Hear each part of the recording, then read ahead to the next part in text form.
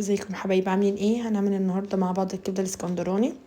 جبت على النار طاسه، سخنتها وحطيت فيها ربع كوبايه من الزيت ونزلت بيها الكبده عليها.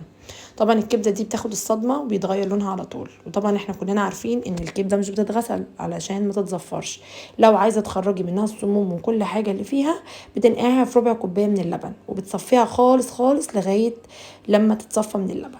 وجيت هنا على جنب جبت راس توم وقرن فلفل احمر واصفر واخضر. ما عندكش احمر واصفر عادي مش هتفرق، بس هو بيدي طعم حلو جدا. تمام، قعدت اقلب فيها وشوحت فيها. تمام، انا ما بحبهاش تبقى ناشفه، بحبها تبقى جوسي من جوه واحب اللون الفاتح ده.